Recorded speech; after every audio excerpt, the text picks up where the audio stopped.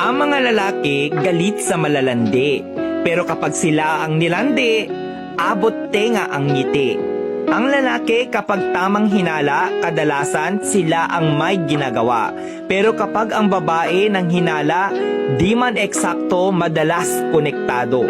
Ang mga babae pag nasaktan, mas nagiging matalino, maganda at matapang yan. Kaya kapag iniwan mo siya, mahirap na yang balikan. Pag may babaeng gustong agawin ang iyong asawa, ipaubayo mo na. Dahil ang tunay na responsableng ama ay hindi maaagaw kahit nilalandi pa.